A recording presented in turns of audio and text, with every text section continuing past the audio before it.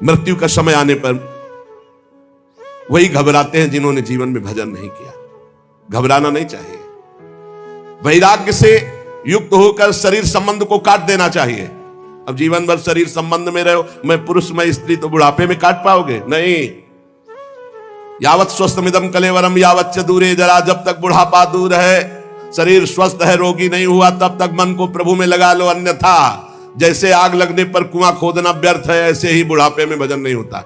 नहीं होता, ये सब नाटकबाजी, भजन नहीं होता। अभ्यास जीवन में किया नहीं भजन, जो अभ्यास कर रहे हैं वो देख ले, और जिन्होंने अभ्यास नहीं किया वो भगवान में चित्तवृत्ति लगा देंगे। यहां संसारी लोग कहते हैं अरे तुम्हारी भजन की अवस्था है, तो जो बोल रहा भजन की अवस्था उससे पूछो तुम्हारी अवस्था क्या है, तुम भजन करते हो? ये जीवन बड़ा कीमती है, केवल भगवत प्राप्ति के लिए। महामुनि परमहंस शिरोमणि श्री सुखदेव जी कह रहे हैं, धैर्य के साथ घर से निकलकर तीर्थ या भगवत धामों का आश्रय लें और वहां एकांत में भगवान का नाम जप या प्रणव गुरु प्रदत्त आ उमा मन ही मन खूब जप करे। जैसे गोकर्ण जी ने अपने पिता को उपदेश किया, छोड़ो चलो भजन। बड़ा कठिन है, बड़ा कठिन है, बातें बनाना अलग है, बहुत कठिन है। जब कोई भगवत प्राप्ति की चाह करना किसी भी संयोग से प्रारंभ करता है तो लड़का बच्चा और पत्नी और परिवार इतना प्यारा लगना लगता है कि पूछो मत। मतलब कैसे तुम्हें बताएं, तुम मोह में हो इसलिए नहीं जानते हो। थोड़ा हटो वैराग्य की तरफ, तब पता भगवत मार्ग कोई खिलवाड़ नहीं है। अगर थोड़ी भी आशा है तो वही पहुंच जाओगे, थोड़ी भी आशा, इसीलिए आशा का कनेक्शन ही काट दिया जाता है। बड़ा धैर्य रखकर घर से निकले किसी धाम या तीर्थ। अगर अपना कल्याण करना, पूरा जीवन गृहस्थी में व्यतीत कर दिया तो अंतिम बनाओ, किसी धाम या तीर्थ का आश्रय लेकर भगवान का निरंतर नाम जप करते हुए या प्रणव का जप करते हुए बुद्धि को सब जगह से हटा ले, कोई हमारा नहीं। जैसे तितिक्षु ब्राह्मण की कथा 11 स्कंद में आएगी श्रीमद् भागवत में। जब उसका सब धन नष्ट हो गया, परिवार वाले छोड़ दिए, शरीर बुढ़ापा, तब उसने निश्चय किया अब जितनी आयु बची भगवान को देंगे। तो इतना महापुरुष हो गया कि भगवान उसके चरित्र का गायन किए 11 स्कंद में। इंद्रियों को सब जगह से हटा ले, बुद्धि को हटा ले, किसके बल से? नाम जप के बल से। और विचार करे कि जैसे हमने पहले बहुत शरीर छोड़े, ऐसे अब इस शरीर छोड़ने का समय आ रहा है, मुझे बिल्कुल विचलित नहीं होना, मेरा कोई नहीं भगवान के सिवा। अब वो भगवान के चिंतन में डूबे और भगवान का ध्यान करे। भगवान के ध्यान करते करते जब वो भगवान में तन्मय हो जाता है, वो आनंद से युक्त हुआ, सोई तमोगुण रजोगुण सतोगुण तीनों क्षीण हो गए और वो भगवान के परम पद को प्राप्त हो जाता। पर बड़ा कठिन है, जीवन में अभ्यास नहीं किया तो ये नहीं कर पाओगे, बिल्कुल नहीं कर पाओगे। परीक्षित जी ने पूछा कि आपने जिस धारणा की बात बताई, धारणा से ही तो ध्यान होता है। जो आपने कहा कि बहुत जल्दी परम पद प्राप्त हो जाता है, तो उसका स्वरूप क्या है? श्री सुखदेव जी ने कहा बहुत ध्यान देने योग्य बात, परीक्षित ये धारणा वही कर सकता है जो आसन जीत चुका है। ले आसन जीत चुका है, 3 घंटे बिना किसी भी तरह के हिले डुले सिद्धासन या पद्मासन में बिल्कुल मूर्तिवत, उसे कहते हैं आसन विजयी। 3 घंटे सिद्धासन पद्मासन, इन्हीं को आसनों में गणना की गई है। ये सुखासन तो जनसाधारण लोगों का आसन है। शांत एकदम, नाम या मंत्र, बिल्कुल हिलना डुलना नहीं, बिल्कुल हिलना डुलना। गुरु कृपा से इनका सबका अभ्यास पूर्ण हुआ, बहुत आनंद। थोड़ी देर तो भीषण कष्ट होता है, फिर शून्याकार स्थिति होती, शून्य एकदम शरीर शांत, लक्ष्य में स्थिति है। पहले आसन विजयी, फिर श्वास विजयी। ये जो है श्वास ऐसे पाउडर या आटा ऐसे रख दिया जाए और उसमें धक्का ना लगे, तो उसको कहा जाता है प्राणों का संयमन कर चुका है। फिर आसक्ति विजयी, न शरीर में आसक्ति न परिवार में आसक्ति। फिर इंद्रिय विजयी, तब बुद्धि के द्वारा वो धारणा बनती भगवान के ध्यान की। आसन, श्वास, आसक्ति, इंद्रिय, मन, बुद्धि, सब पर विजय प्राप्त किए, तब भगवान के रूप का ध्यान। इसीलिए कहते हैं नाम जप करो, भगवान के आश्रित रहो, भगवत प्राप्ति हो जाएगी। हमारी बात को पकड़ लो, नाम जप करो, भगवान के आश्रित रहो, आश्रित भरोसा दृढ़ भगवान का और नाम जप, सब ठीक हो जाएगा। सब ठीक हो जाएगा, सब ठीक हो जाएगा। ये बात पकड़ लो। ये कार्य रूप संपूर्ण विश्व जो कुछ भी था, है, होगा, ये सब का सब ये माया है नहीं, भगवान है इसमें। ये विराट भगवान का स्वरूप है। जल, अग्नि, वायु, आकाश, अहंकार, महातत्व और प्रकृति, ये 7 आवरणों से घिरा हुआ भगवान का ब्रह्मांड शरीर है, विराट रूप। ये धारणा की जाती है भगवान के सिवा कुछ नहीं, सब भगवान है। तत्वज्ञ पुरुष धारणा के लिए वर्णन करते हैं, कैसे भगवान है सब कुछ।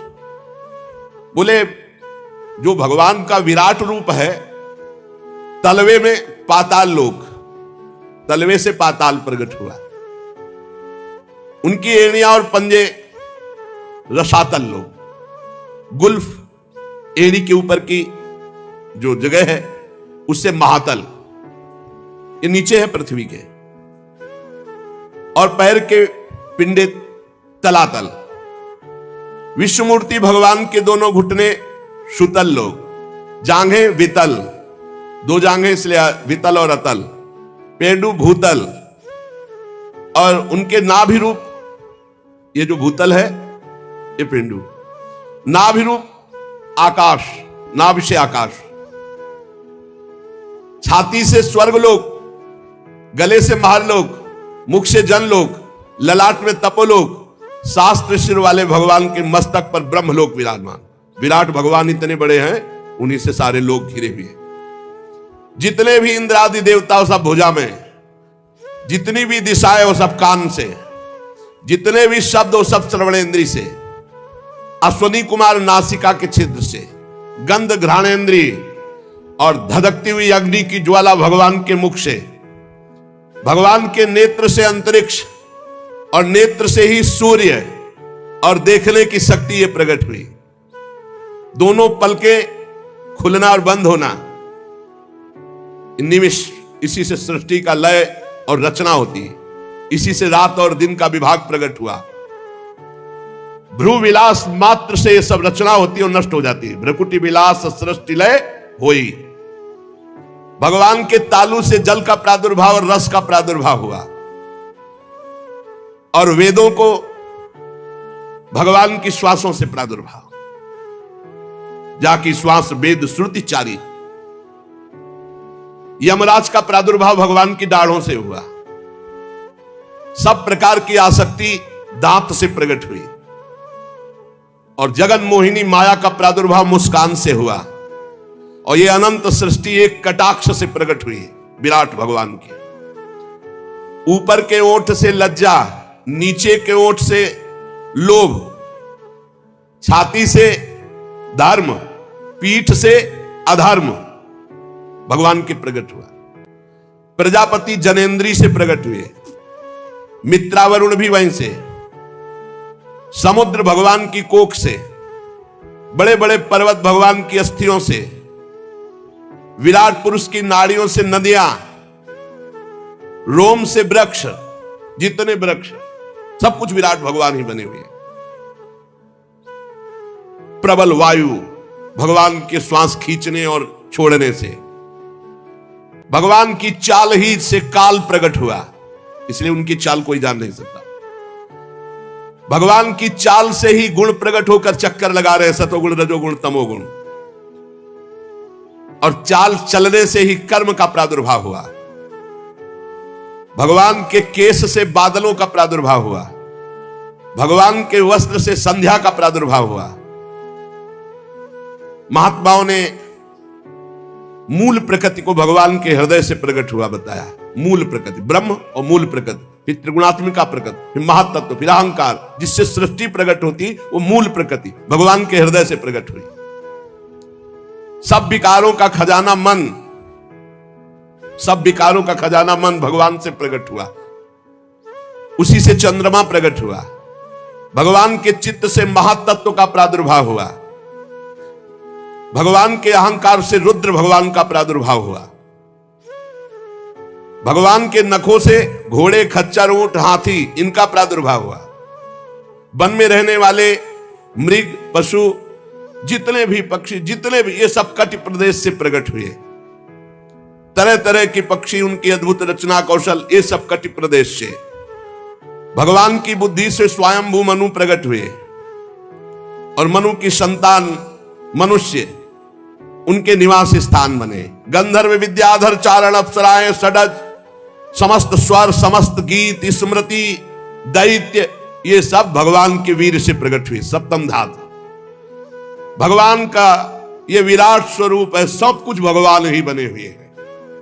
परीक्षित, मैंने तुम्हें भगवान के विराट स्वरूप का वर्णन किया। जैसे स्वप्न देखने वाला स्वप्नावस्था में अपने आप को अनेक रूपों में देखता है, पदार्थ भी वही, व्यक्ति भी वही, कुछ और नहीं, केवल वही स्वाप्निक, ऐसे ही सब स्वाप्निक है। विराट भगवान ने जो पैदा किया माया के द्वारा, ये सब स्वाप्निक है। इसमें सत्य केवल भगवान है।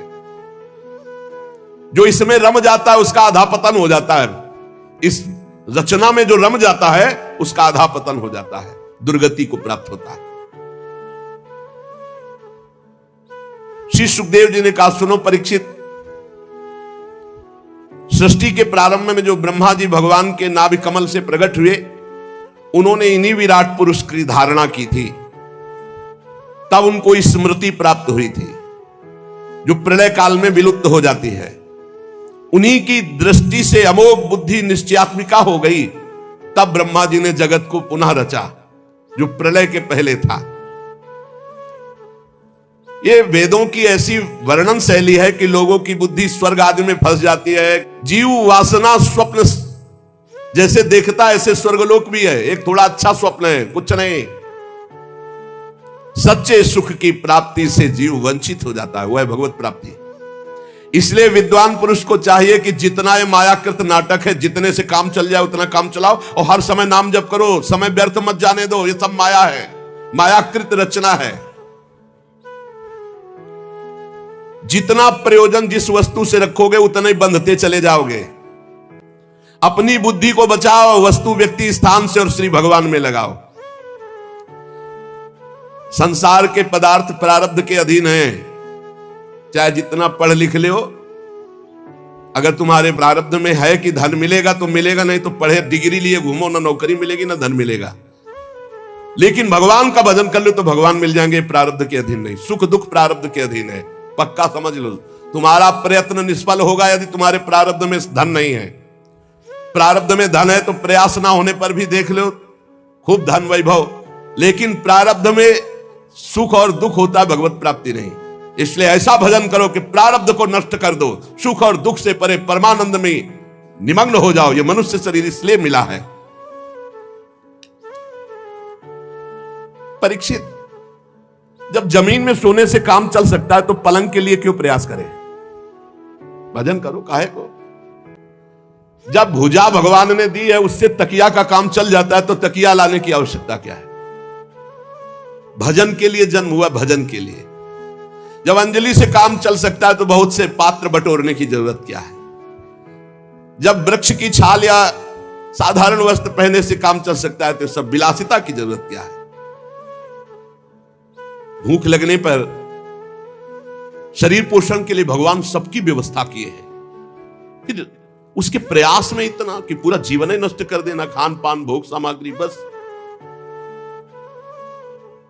भगवान जल, वायु, भोजन और पृथ्वी का आधार, इस सब को फ्री दिए, सबको, चराचर जगत को। आवश्यकता की पूर्ति भगवान ने स्वयं कर दी है। चाह की पूर्ति के लिए तुम्हें भटकना पड़ेगा और सब आवश्यकता से तृप्त नहीं है, चाह में भटक रहे, सब चाह में।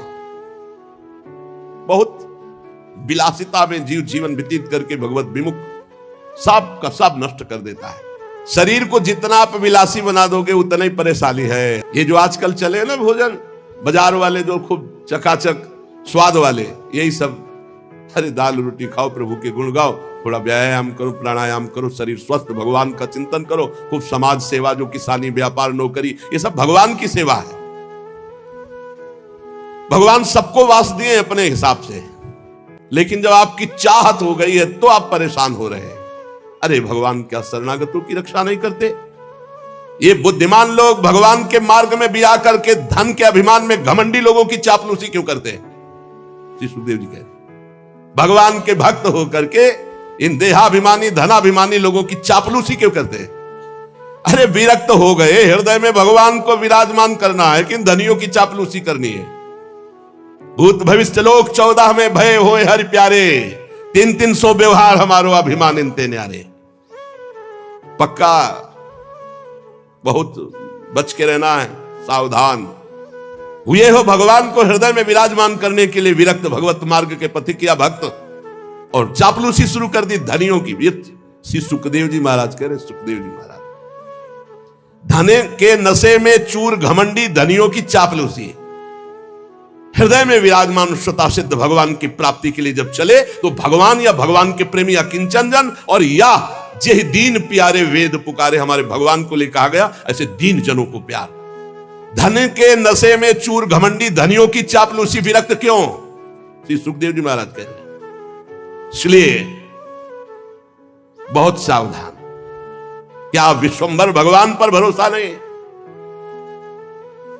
जन्म मृत्यु के चक्र में डालने वाले धन और धनी और अज्ञान और अज्ञानियों का संग बिल्कुल ना करें। भरोसो दृढ़ इन चरणन के रूप। अरे कुबेर जैसे जिनके सेवक हैं, अनंत महिमामयी लक्ष्मी जी जिनकी दासी हैं, उन भगवान के दास होकर किसी से आस कहावे मोर दासा करे तुच्छ नरन के आशा तो कहां रहा विश्वासा। रुपया पैसा बढ़ जाना, भोग विलासिता में रत होना, ये कोई महानता का लक्षण है क्या? महानता का लक्षण है चित्तवृत्ति को भगवान के चिंतन में समस्त दोषों का नाश करके, ये महानता का लक्षण है। मय्यावेशित चेतसाम, मेरे में आविष्ट चित्त वाला, मय्यावेशित चेतसाम, जो भगवान में चित्त को अर्पित कर दिया वही महान। मत चित्ता दुर्गांश मत प्रसादात् तरिष्यति, जो मेरे में चित्त को लगा देता है। बहुत कठिन है भोग विलासिता का त्याग करना। मत प्रसादात् तरिष्यति, मेरे कृपा से वो पार हो जाता है। पशुओं की बात अलग रही। परीक्षित, मनुष्यों में भला ऐसा कौन है जो इस संसार वैतरणी नदी से बिना भगवान के पार हो जाए? कौन है ऐसा? इसलिए मंगल में भगवान का चिंतन करो। असत विषय भोगों से अपने आप को भटकने से बचा लो। परीक्षित, कोई कोई साधक अपने शरीर के भीतर हृदयाकाश में विराजमान भगवान के प्रादेश मात्र स्वरूप की धारणा करते कि मेरे हृदय में भगवान विराजमान है, और हृदय में भगवान का ध्यान करते हैं। एकाग्र चित्त से जब खूब नाम जप किया जाता है तो ध्यान की योग्यता प्राप्त होने लगती है। यह हम आपको हृदय की बात कहते हैं। किसी और साधन से ध्यान पक्का नहीं होता, नाम से होता है। जितना नाम जप करोगे उतने रूप प्रकाशित होता चला जाएगा। देखी रूप नाम आधीना। उपासक को दिखाई देने लगता है बड़ा प्रसन्न मुख है श्री भगवान का, कमल के समान विशाल कोमल नेत्र है, कदम्ब के पुष्प की केसर के समान पीला वस्त्र धारण किए हुए हैं, भुजाओं में श्रेष्ठ रत्नों से जड़े हुए स्वर्ण के बाजूबंद शोभायमान है, सिर पर बड़ा ही सुंदर मोर मुकुट, कानों में कुंडल, बहुमूल्य रत्न जगमगा रहे हैं मुकुट में। श्री चरण कमल योगेश्वरों के खिले हुए हृदय कमल की कर्णिका पर विराजमान होने वाले अत्यंत सुकोमल श्याम रंग के प्रभु के हृदय में श्रीवत्स का चिन्ह है, गले में कौस्तुभ मणि, वक्षास्थल में कभी ना कुम्हलाने वाली पुष्पों की माला, कमर में करधनी, अंगुलियों में बहुमूल्य अंगूठी, श्री चरणों में नूपुर, हाथों में कंगन और घुंघराली लटे बहुत ही सुंदर मन हरण करने वाली चिकनी निर्मल घुंघराली श्याम वर्ण की। मुख कमल मंद मंद मुस्कुरा रहा है, लीलापूर्ण उन्मुक्त हास्य और अपने भक्त की तरफ मंद मुस्कान चितवन से देख रहे हैं, अनुग्रह की वर्षा करते हुए। जब ये रूप हृदय में आता है उसी समय सब कर्म बंधन छिन्न भिन्न हो जाते हैं। बिना भगवान के रूप दर्शन के कर्म बंधन, इसे भगवत प्राप्ति कहते हैं, भगवत साक्षात्कार। हृदय में भगवान की धारणा की भगवान, अब वो आंख खोला तो सामने भगवान, आंख मूंदे तो सामने भगवान हृदय में। परीक्षित, एक तो ये भगवत प्राप्ति, और एक जब योगी पुरुष अपने शरीर को छोड़ना चाहे, योगी जिसने योग किया है, अष्टांग योग। तो किसी देश काल में मन न लगाते हुए सुखपूर्वक आसन पर बैठ जाए, प्राणों को जीत ले, इंद्रियों को संयम में करे और बुद्धि से मन को नियमित करके मन के साथ बुद्धि को क्षेत्रज्ञ में, क्षेत्रज्ञ को आत्मा में, आत्मा को परमात्मा में लीन कर दिया। निर्मल बुद्धि को मन में और मन के साथ बुद्धि को क्षेत्रज्ञ, क्षेत्रज्ञ को अंतरात्मा में, अंतरात्मा को परमात्मा में लीन करके उस शांति पद को प्राप्त हो गया। अब उसके लिए कोई कर्तव्य शेष नहीं रहा, वो जीवन मुक्त महापुरुष हो गया। यहां ना सतोगुण है, ना रजोगुण है, ना तमोगुण है। अब काल की भी दाल उस महात्मा के ऊपर नहीं गलती जो ऐसी स्थिति को प्राप्त है। योगी लोग चित्तवृत्ति का निरोध करके परमात्मा में ऐसी स्थिति प्राप्त करते हैं। अलग अलग श्री सुखदेव जी भगवत प्राप्ति का स्वरूप वर्णन करते हैं। यही परम पद है। एक भगवान के नाम जप करते हुए ध्यान में स्थित हुआ और एक जो है योगी इस तरह से परमात्मा में स्थित हुआ। अब एक है ज्ञान दृष्टि। ज्ञान दृष्टि बल से जिसकी सब चित्त वासना नष्ट हो चुकी है, वो ब्रह्मनिष्ठ अपने को परमात्मा स्वरूप देखता है। वो जब शरीर त्याग करता है तो कैसे, एड़ी से अपनी गुदा को दबाकर, गुदा बिना घबराहट के प्राणवायु को षटचक्र भेदन करता है। वह मनस्वी नाभि चक्र मणिपूरक में स्थित वायु को हृदय चक्र अनाहत में, वहां से उदान वायु को वक्षा स्थल में विशुद्ध चक्र में, फिर वहां से वायु को धीरे धीरे तालुमूल विशुद्ध चक्र के आगे बढ़ा देता है। तदनंतर दो आंख, दो कान, दो नासा, छिद्र, मुख, इन सातों को रोक करके वायु प्राणवायु को भौं के बीच में आज्ञा चक्र में ले जाता है। अगर उसे किसी लोकांतर का भोग चाहिए तो फिर वहां रुकना होता है, वहीं से संकल्प बनेगा और वो उसी लोक में पहुंचेगा। और अगर नहीं तो आधी घड़ी 12 मिनट तक आज्ञा चक्र में वायु को रोके, फिर वहां से शास्त्र सार ब्रह्मरंध्र और फिर ब्रह्मरंध्र का छेदन करके जीवन मुक्त परमात्मा स्वरूप हो गए। एक ये गति है। और यदि योगी को वहां इच्छा हो जाए कि मैं ब्रह्मलोक में जाऊं, 8 सिद्धियों का भोग भोगूं, जो वो सब प्राप्त हो जाएगा। अरे इसीलिए भजन करो। योगी का शरीर वायु की भांति सूक्ष्म हो जाता है। वो उपासना, तपस्या, योग, ज्ञान का सेवन करने वाला त्रिलोकी के बाहर भीतर कहीं भी घूम सकता है, पास मिल जाता है उसको। जहां चाहे, देवलोक, ब्रह्मलोक, तपलोक, महारलोक, रसातल, तलातल, पाताल, जहां चाहे। ये भगवान का शिशुमार चक्र विश्व ब्रह्मांड का भ्रमण केंद्र है। योगी चाहे तो मारलोक चला जाए, सत्यलोक चला जाए, सत्यलोक जाएगा, जितनी ब्रह्मा की आयु वहां आनंद लेकर फिर वो ब्रह्म को प्राप्त हो जाएगा। भगवान का भजन करने वाला जिस पद को प्राप्त होता है, वहां ना शोक है, ना दुख है, ना बुढ़ापा है, ना मृत्यु है, ना भूख है, ना प्यास है, ना मान है, ना अपमान है, ना उद्वेग है, ना भय है, ना केवल आनंद ही आनंद। यही प्राप्त करने के लिए मानव देह मिला है। ब्रह्मलोक में केवल एक बात का दुख है, वो जब मृत्यु लोक के प्राणियों को भोगों में रत देखते हैं तब वो दुखी होते हैं कि अरे भजन कर लेता तो हमसे भी ऊपर भगवान के धाम को जा सकता, कैसा जीवन बर्बाद कर रहा है। बस इसी बात की व्यथा ब्रह्मलोक के ब्रह्म ऋषियों को होती है।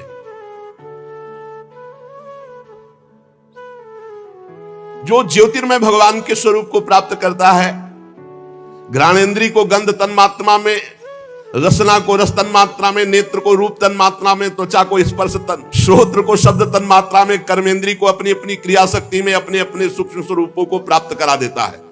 पंचभूतों को स्थूल सूक्ष्म आवरणों को पार करके अहंकार में प्रवेश करता है। सूक्ष्म भूतों को तामस अहंकार में, इंद्रियों को राजस अहंकार में, मन और इंद्रियों को अधिष्ठात्र देवताओं को सात्विक अहंकार में, इसके बाद अहंकार के सहित लय रूप गति के द्वारा महातत्व में, और महातत्व प्रकृति रूप आवरण में, और प्रकृति रूप ब्रह्म में। अब वो ब्रह्म प्राप्ति, ये सब योगियों की गति। बड़ा कठिन है ब्रह्म प्राप्ति, वो बड़ा सरल है। राधा राधा राधा मान लो। इसीलिए हम बार बार कहा करते हैं कि हम इसे अंधविश्वास में नहीं बोल रहे, बहुत सोच समझ के, बहुत जीवन यात्रा करके बोल रहे हैं। नाम जप करो, भगवान के आश्रित रहो, सारे कर्म भगवान को समर्पित कर दो, भगवत प्राप्ति हो जाएगी। नहीं देखो कितनी कठिन है, जो तुम समझ नहीं सकते वो करना होता है। तब वो परमाणु यहां फोड़ करके, एक की ब्रह्मरंध्र फोड़ करके हो रही, सुना था? कुछ नहीं पता, बस राधा राधा जपो और जो कर्म हो भगवान को अर्पित करो। वो आनंद स्वरूप परमात्मा को प्राप्त होता है। कितनी नाम की महिमा है। पुत्र के बहाने नारायण बुलाया तो कौनो चक्र नहीं तोड़ना पड़ा और संसार चक्र टूट गया, भगवान की प्राप्ति हो गई। इसीलिए आनंदित रहो, वृंदावन धाम मिल गया भगवान। कितना कठिन। इसीलिए धूप की गर्मी तब तुम्हें छाया समझ में आएगी कि भगवत प्राप्ति है क्या। संसार चक्र में पड़े हुए मनुष्य के लिए बहुत सरल भगवत प्राप्ति, भगवान श्री कृष्ण की लीला कथा गायन नाम जप उनकी सेवा, जिससे अनन्य भक्ति हो जाए तो बहुत सरलता पूर्वक भगवत प्राप्ति हो जाए। भगवान ब्रह्मा अपनी पवित्र बुद्धि से 3 बार समस्त वेद शास्त्रों का अनुशीलन किया, फिर यही निकाला कि सबसे सरल उपाय है भगवान का नाम जप करते हुए, भगवान की लीला कथा सुनते हुए भगवान की सेवा की जाए श्री कृष्ण चंद्रजू की, तो सर्वश्रेष्ठ परम पद सहज में मिल जाए। भगवान ब्रह्म कार्त्स्नेन तिरन्वीक्ष मनीषया तद्यवस्यत् कूटस्थो रतिरात्मन यतो भवेत्। भगवान सर्वभूतेषु लक्षितः स्वात्मना हरिः। हमारी आत्मा है, कोई और नहीं, चराचर जगत की आत्मा है। इसलिए परीक्षित सब मनुष्यों को चाहिए कि सब समय तस्मात् सर्वात्मना राजन हरिः सर्वत्र सर्वदा श्रोतव्यः कीर्तितव्यश्च स्मर्तव्यो भगवान नृणाम्।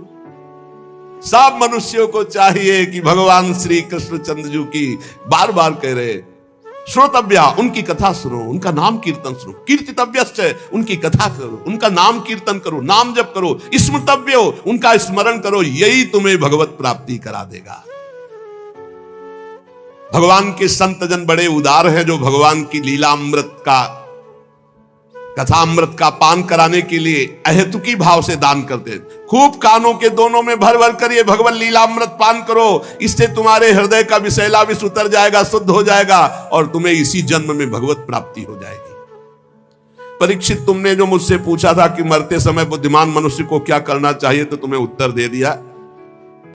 सद्यो मुक्ति, क्रम मुक्ति, भगवत भाव से भगवत प्राप्ति। और देखो, अगर भगवत प्राप्ति ना करना चाहे और कोई इच्छा करना चाहे तो मैं उपाय बताता हूं। जिसे ब्रह्म तेज का भाव हो कि मुझे ब्रह्म तेज मिले, तो बृहस्पति जी की आराधना करें। जिसे इंद्रियों की विशेष शक्ति की कामना हो, वो इंद्र देवता की आराधना करे। जिसे पुत्र प्राप्ति की चाह हो कि हमारे लड़का हो जाए, तो प्रजापतियों की उपासना करे। जिसे लक्ष्मी की चाह हो, वो महामाया आद्या शक्ति देवी की आराधना करे। जिसे तेज चाहिए कि जो मैं बोलूं, जो मैं कहूं वैसे सब माने, तो अग्निदेव की आराधना करे। धन चाहिए तो वसुओं की, प्रभाव और वीरता चाहिए तो भगवान शंकर की, रुद्र की। अन्न चाहिए तो अदिति की, स्वर्ग चाहिए तो देवताओं की, राज्य की अभिलाषा हो तो विश्वदेवों की, समाज को अपने अनुकूल बनाना हो तो साध्य देवताओं की आराधना करे। आयु बढ़ानी हो तो अश्वनी कुमारों की आराधना करे। पुष्टता बल की इच्छा हो तो लोक माता पृथ्वी की और देव आकाश का सेवन करें, आराधना करें। सुंदरता चाहिए तो गंधर्वों की आराधना करें। पत्नी चाहिए तो उर्वशी की आराधना करें। स्वामित्व चाहिए तो ब्रह्मा की आराधना करें। यश चाहिए तो यज्ञ पुरुष की आराधना करें। रुपया पैसा खजाना चाहिए तो वरुण देव की आराधना करें। और विशुद्ध विद्या चाहिए तो आद्य गुरु भगवान शंकर की आराधना करें। पति पत्नी में सदैव प्रेम बना रहे, इसके लिए पार्वती जी की आराधना करें। धर्म उपार्जन के लिए भगवान विष्णु की आराधना करें। वंश परंपरा चलती रहे, इसके लिए पितरों की आराधना करें। हमारा वंश सुरक्षित रहे, इसके लिए यक्षों की आराधना करें। बलवान वंशज हो, इसलिए मरुद्गणों की आराधना करें। राज्य चाहिए तो मनवंतरों के अधिपति देवताओं की। किसी को अगर नुकसान पहुंचाना है, अविचार, तो नैऋति की। भोग चाहिए तो चंद्रमा की, और अगर निष्कामता और परम आनंद चाहिए तो भगवान श्री हरि की। बुद्धिमान पुरुष वही है, अकामः सर्व कामो वा मोक्ष काम उदारधी तीव्रेण भक्ति योगेन यजेत पुरुषम परम। चाहे निष्काम हो या सकाम, चाहे मोक्ष चाहो, चाहे भोग चाहो, चाहे भक्ति चाहो, जो तुम्हें चाहना हो, भगवान श्री कृष्ण के चरणों की आराधना करो, सब प्राप्त हो जाएगा। जितने उपासक हैं उनका सबसे बड़ा हित इसी में है कि इस जन्म में ऐसा अभ्यास कर लो कि तुम्हारा भगवत स्मरण न छूटे, बस जो चाहोगे प्राप्त हो जाएगा। तो ऐसे ही पुरुषों का संग करो जो भगवान के प्रेमी जन हैं। जहां भगवान की लीला कथाएं ही गाई जाती हैं, ऐसे संतों का सत्संग सुनो। ये दुर्लभ है सत्संग, जहां केवल भगवान की चर्चा होती, शास्त्र सम्मत चर्चा होती, जिससे संसार की त्रिगुणमयी तरंग मालाओं के थपेड़े शांत हो जाते हैं, हृदय शुद्ध होकर आनंद का अनुभव करता है, इंद्रियां विषयों से अनासक्त होकर भगवान में लग जाती हैं। ऐसी रसमयी कथाएं जहां हो रही हैं, वही सत्संग सुनो, इसी से तुम्हारा परम कल्याण होगा। शौनक जी कहते, सूत जी, राजा परीक्षित ने सुखदेव जी की ये बात सुनकर उनसे और क्या पूछा, क्योंकि सुखदेव जी तो बड़े सर्वज्ञ हैं और बहुत ही मधुर पवित्र वाणी है, क्योंकि ब्रह्मबोध संपन्न महापुरुष हैं। सूत जी, आप तो सब कुछ जानते हैं, हम लोग उनकी वह बातचीत बड़े प्रेम से सुनना चाहता हूं जो परीक्षित से हुई। आप कृपा करके सुनाइए, क्योंकि संतों की सभा में ऐसी ही बातें होती हैं जिनका पर्यावसान भगवान के श्री चरणारविंद में होता है। अर्थात संतों का संग निश्चित भगवत प्रेम प्रदान करता है। पांडुनंदन महारथी राजा परीक्षित बड़े भगवत भक्त थे। वो ऐसे थे कि बाल्यावस्था में भी भगवान की लीला चरित्रों का अभिनय करके खेलते थे। और भगवान में सुखदेव जी को क्या कहना है, ये तो जन्म से ही विरक्त थे, तो प्रश्नकर्ता उत्तर देने वाले दोनों महान पुरुष हैं। इसलिए क्या चर्चा हुई श्री परीक्षित जी और भगवान सुखदेव जी के बीच में। महाराज, जिसका समय भगवान के नाम जप में, भगवान की लीला कथा में व्यतीत होता है, उन्हीं का जीवन धन्य है, और तो सब व्यर्थ में जी रहे हैं।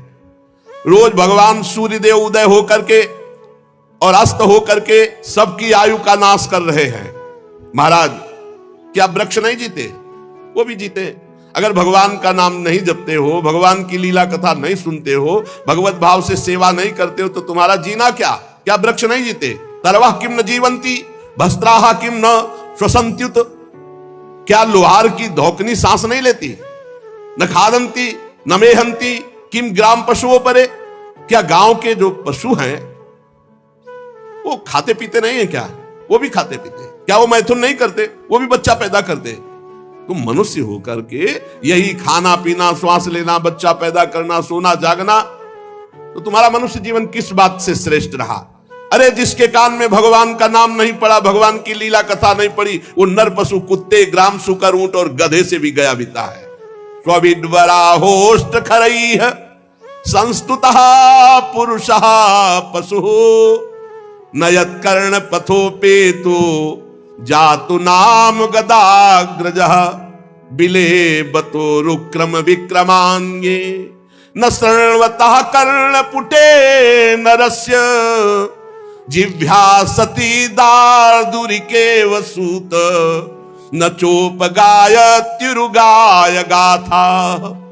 आहा, जिसके कान में भगवान का नाम नहीं पड़ा, भगवान की लीला कथा नहीं पड़ी, वो मनुष्य पशु, कुत्ते, ग्राम सुकर, ऊंट और गधे से भी गया बीता है। श्री सुखदेव जी महाराज महामहिम परीक्षित जी महाराज जी के जो प्रश्नों का उत्तर दे रहे, वो सुनने की इच्छा से शौनक जी महाराज ये बात कह रहे। सूत जी, जो मनुष्य भगवान श्री कृष्ण की कथा कभी नहीं सुनता, उसके कान बिल के समान है। कान का महत्व है भगवान का नाम सुनना, भगवान की चर्चा सुनना। जिन हरि कथा सुनी नहीं काना, श्रवण रंध अहि भवन समाना। वो बिल के समान है जिसमें सांप रहता है, वो बिल। श्रवण रंध अहि भवन समाना, जिन छेदों में सांप आदि रहते हो छेद मात्र है, जिनमें भगवान का नाम, भगवान की चर्चा नहीं गई। और जो जीव भगवान की लीला कथा का गायन नहीं करती, जिह्वा सती दादुर्य केवल मेढक की जबान के समान है। जो नहीं करही राम गुण गाना, जीह सुदादुर जीह समाना। जिह्वा सती दादुर्य केवल, जिसकी जबान भगवान की चर्चा नहीं करती, भगवान का नाम नहीं लेती, वो टर टर दिन भर बात करते रहते, मेढक की तरह बेकार है। और जो सिर कभी भगवान श्री कृष्ण के चरणों में और संतों के चरणों में नहीं झुकता, वो व्यर्थ है। ते सिर कटु तुमरी समतूला, जे न नमत हरि गुरु पद मूला। जो भगवान के चरणों में, संतों के चरणों में, गुरुदेव के चरणों में सर नहीं झुकता, कड़वी लौकी के समान व्यर्थ है। वो रेशमी वस्त्र और सुसज्जित मुकुट धारण करने में भी वो बोझा मात्र है। जो हाथ भगवान की सेवा पूजा नहीं करते, वो सोने के कंगन से भूषित होने पर भी मुर्दे के हाथ है। हाथों की महत्ता भगवान की सेवा, समाज की सेवा, माता पिता की सेवा, संत गुरु की सेवा, पशु पक्षी की सेवा। जो आंखें भगवान का, श्री विग्रह का दर्शन नहीं करती, संतों के दर्शन नहीं करती, वो जैसे मोर के पंख में आंख बनी हुई है व्यर्थ, ऐसे ही है। नयनन संत दरस नहीं देखा, लोचन मोर पंख सम लेखा। जिनके नेत्र भगवान का श्री विग्रह और संत जन गुरुजनों के दर्शन नहीं करते, बेकार के चिन्ह मात्र वो नेत्र हैं। जो मनुष्य अपने पैरों में चलने की शक्ति रखकर धाम की परिक्रमा नहीं करता, भगवान की लीला स्थलियों का भ्रमण नहीं करता, वो बेकार के पैर हैं, उन पैरों का कोई महत्व नहीं। जिस मनुष्य ने भगवत प्रेमी संतों के चरणों की धूल कभी सिर पर नहीं धारण की, भगवान की भक्ति नहीं हृदय में आई, तो जीता मुर्दे के समान है। आहा, जीता हुआ मुर्दा कौन है? जिसके हृदय में भगवान की भक्ति नहीं। जिन हरि भगति हृदय नहीं आनी, जीवित सौ समान ते प्राणी। जिस मनुष्य ने भगवान के चरणों में चढ़ी हुई तुलसी की गंध नहीं सूंघी, सराहना नहीं कि आहा हो भाग्य, आज हमें भगवत प्रसादी तुलसी जी मिली, आज भगवत प्रसादी माला मिली, आज भगवत प्रसाद पाने को मिला, उसका जीवन व्यर्थ है। सूत जी, वो हृदय नहीं लोहा है जिसमें भगवान के प्रति प्रीति नहीं, भगवान के नामों के प्रति प्रीति नहीं, भगवान की लीला कथा के प्रति प्रीति नहीं, वो जीवन व्यर्थ है। इसलिए भगवान के परम भक्त आत्मविद्या विशारद भगवान श्री सुखदेव जी ने परीक्षित जी के सुंदर प्रश्न करने पर बड़ा सुंदर उत्तर दिया होगा, हम सब सुनना चाहते हैं। सूत जी कहते हैं, श्री सुखदेव जी महाराज भगवत तत्व प्राप्त महापुरुष हैं और उत्तरानंदन राजा परीक्षित गर्भ में ही भगवत साक्षात्कार किए हुए दोनों महापुरुष हैं। शरीर, पत्नी, पुत्र, महल, पशु, धन, भाई, बंधु, निष्कंटक राज्य, सब का सब एक क्षण में त्याग दिया, सबकी ममता, और ममता त्याग कर गंगा किनारे भगवान की प्राप्ति के लिए एक क्षण में सब कुछ त्याग दिया। शौनकादि ऋषि, महामनस्वी परीक्षित ने अपनी मृत्यु का निश्चित समय जान लिया था, इसलिए उन्होंने धर्म, अर्थ और काम तीन का त्याग कर दिया और संन्यास ले लिया। भगवान श्री कृष्ण में सुदृढ़ आत्मभाव प्राप्त हो, इसलिए भगवान श्री कृष्ण की महिमा सुनने के लिए श्री सुखदेव जी से यही प्रश्न किया जो आप लोग मुझसे पूछ रहे हैं। परीक्षित जी ने पूछा, भगवत स्वरूप मुनिवर, आप परम पवित्र और सर्वज्ञ हैं, आपने जो कुछ कहा वो सत्य एवं उचित है। आप ज्यों ज्यों भगवान की महिमा सुनाते जा रहे हैं, त्यों त्यों मेरे हृदय में अज्ञान का पर्दा फटता जा रहा है। मैं आपसे जानना चाहता हूं कि भगवान ने सृष्टि कैसे की। बड़ा सुंदर, सबकी जानकारी के लिए बहुत आवश्यक है। लोग प्राय प्रश्न करते रहते हैं, क्या भगवान ने कैसे सृष्टि बनाई, क्या? ये परमहंस श्री सुखदेव जी उत्तर देंगे। प्रश्न किया कि भगवान इस संसार की सृष्टि कैसे करते हैं। इस संसार की रचना तो इतनी रहस्यमयी है कि ब्रह्मादि समर्थ लोकपाल भी समझने में भूल कर बैठते हैं। फिर भगवान इस सृष्टि की रचना करके इसकी रक्षा कैसे करते हैं।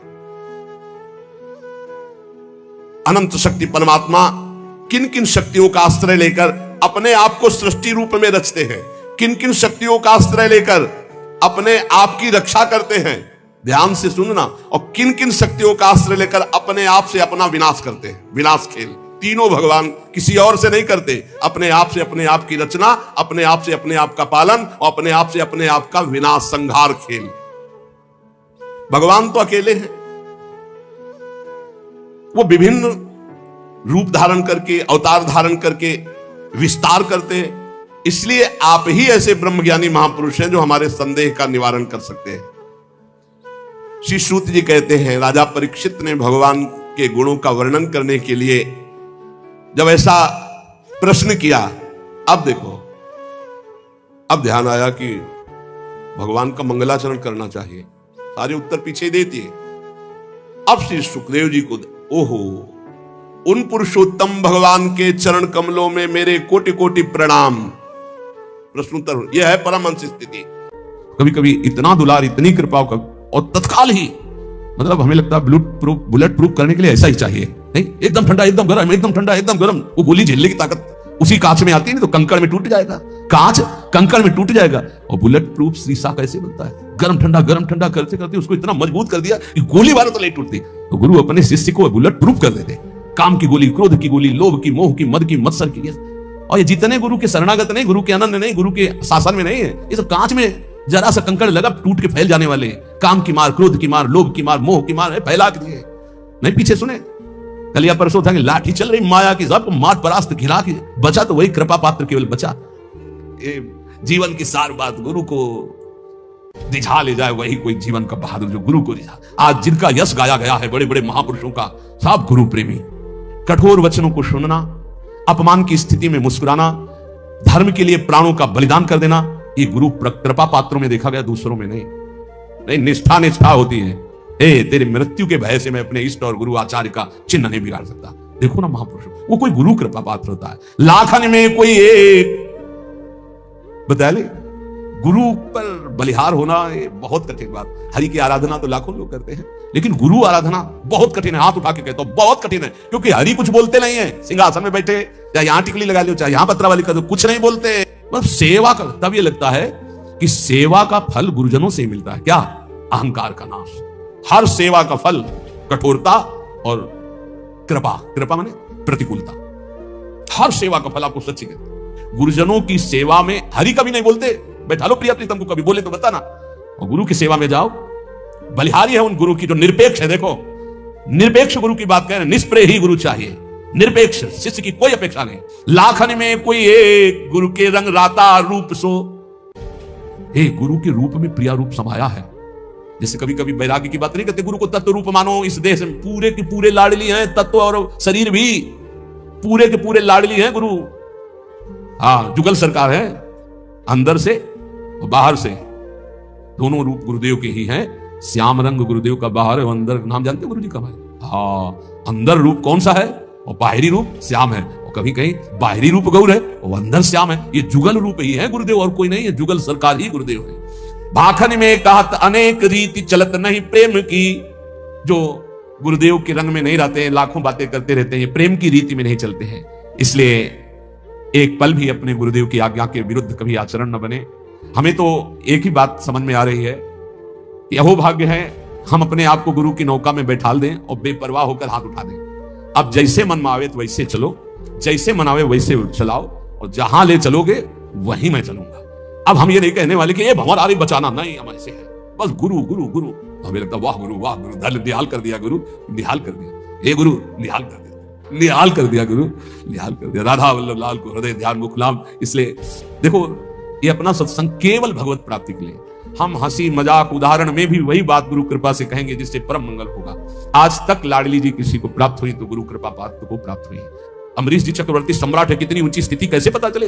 दुर्वासा जी किस कोटि के महातपस्वी भ्रम खा गए, ये तो गुरु कृपा ने बचा लिया। नहीं तो साधना का अहंकार हो सकता है कितने जन्म नाक रगड़नी पड़ती। प्रियालाल के प्रेम की तो बात जाने दो, बहुत खतरनाक है साधना का अहंकार। ये साधन जनित अहंकार केवल गुरु कृपा से नष्ट होता है। इसलिए प्रार्थना है गुरु की नौका पे सुखपूर्वक भवसागर से समुद्र तरा जा सकता है, यदि हम केवल उनकी आज्ञा में रहें। वो बड़े कृपालु हैं, वो कभी कुछ ऐसा नहीं कर सकते जिससे हमारी दूरी बने। उनके वचन जरूर बहुत ऐसे हो सकते हैं जो एकदम कोई रास्ता ना मिले, ये हम आपको प्रार्थना करते हैं। ये ऐसा हो सकता है कि ऐसे वचन मिले कि ऐसा लगे कि अब तो कोई अब हमारा रह ही नहीं गया, हम जिनके सहारे थे उन्होंने कह दिया कि अब हम जाओ त्याग कर। लेकिन अंदर से आप समझ लेना गुरु कभी त्याग नहीं करता। आपका जब तक कल्याण नहीं हो जाएगा तब तक, एक बार शरण में हो गए तो गुरु कभी त्याग नहीं करता। बाहर के शब्दों से तो हम व्यथित हो सकते हैं, लेकिन हमारा कल्याण नहीं रुक सकता, क्योंकि गुरु इतना कृपालु तत्व है। एक बार जिसे पकड़ लिया वो कभी उसे भटकने नहीं देगा, डूबने नहीं देगा, थोड़ी देर पिटने जरूर देगा। मनमानी करोगे तो काम क्रोध आदि तुम्हें पीठ जरूर देंगे, लेकिन तुम्हारा नाश नहीं होने देंगे। पर ध्यान रखना, ये शब्द याद रखना, भगवत मार्ग में जो ही चलोगे तो दो प्रकार से भारी बाधा आ जाएगी। या तो इतनी अनुकूलता आ जाएगी कि आप फंस जाओ और भजन छोड़ दो, और या इतनी प्रतिकूलता आ जाएगी कि भयभीत होकर छोड़ दो। माया ये दो पासे फेंकती है। तूले भाग्यवान लही कोई हो जो भगवत अंगी। भगवत अंगी कौन है? भगवत प्रेमी महात्मा। भाग्यवान वो जो किसी महात्मा के अनुशासन में अपने जीवन को चलाने लगे। फिर नहीं, ना तो प्रतिकूलता गिरा सकती ना अनुकूलता। जहां प्रतिकूलता आई तहां उत्साहवर्धन, और जहां अनुकूलता आई तो धर्म के द्वारा उस अनुकूलता को बांटना। ये संतों के अनुशासन में होता है। जो भगवत प्रेमी महात्माओं के अनुशासन में होते हैं, तो आई हुई अनुकूलता को जगत मंगल के लिए वितरित करना और आई हुई प्रतिकूलता को भगवत विधान मानकर मुस्कुराते हुए सहना, ये संतों का संगी सीख सकता है, दूसरा कोई नहीं। भाग्यवान लही कोई होई जो भगवत अंगी, निरंतर जो प्रभु में डूबे हुए हैं ऐसे महापुरुषों का जिनको संग मिल गया। भगवत विमुख न लहे, अगर वो भगवत अंगी नहीं है तो चाहे वो भेषधारी क्यों ना हो, समुद्र में डूबेगा। इस संसार के भेष नहीं बचा सकता, भेष नहीं बचा सकता, उद्देश्य बचाता है। उद्देश्य जिसका भगवत भजन भगवत प्राप्ति है, ऐसे भगवत अंगी महात्मा का संग हमारे उद्देश्य का परिवर्तन कर देता है। जो उद्देश्य भोगों में था, शरीर में था, नाशवान संसार में था, वह अविनाशी चिदानंद प्रभु में हो जाता है। ये दुर्लभ बात भगवत प्रेमी महात्माओं से मिलती है। इसीलिए तात स्वर्ग अपवर्ग सुख धरी तुलाए कंग तूल न ताहि सकल मिली जो सुख लव सत्संग। एक क्षण मात्र के सत्संग से जीवन का जीवन परिवर्तन हो गया। भगवत रसिक बिलो की केली कुंजन के छिद्रा सुरत रंग रंग मगे श्याम श्यामा तज निद्रा। जब भगवत अंगी अर्थात भगवत प्रेमी महात्मा का संग मिल जाता है तो भगवत रसिक हो जाता है, प्रभु के रस में चित्त डूबने लगता है। वो रसिक जन अद्भुत आनंद प्राप्त करते हैं। क्या? निद्रा मैथुन आहार आदि का सुख तो ये पापी जन भी, संसार के पशु पक्षी भी भोग रहे हैं। दुर्लभ रस उनको प्राप्त होता है जो भगवत अंगी हो गए। भगवत प्रेमी महात्माओं के संग से भगवान के चरणारविंद की प्रियता, प्रियालाल के नाम रूप लीला धाम की प्रियता जागृत हुई, निरंतर भजन वृत्ति बढ़ी, हृदय के दिव्य नेत्र खुले। तो फिर क्या देख रहे हैं? भगवत रसिक बिलोक की केली कुंजन के छिद्रा, दिव्य निकुंज प्रकाशित है और कुंज निकुंज की लताओं के छिद्र में नेत्र लगा के प्रिया प्रीतम की रस केली का दर्शन कर रहे हैं। अद्भुत महासुख, इसके आगे कोई सुख नहीं है। तृपित न मानत नयन कुंज रंध्र अवलोकितन, ये सुख कहत बने ना। ये वो प्रभु हैं जिनके श्री चरण भगवान शंकर के ध्यान में तो तांडव प्रकट हो जाता, अद्भुत आनंद का तांडव।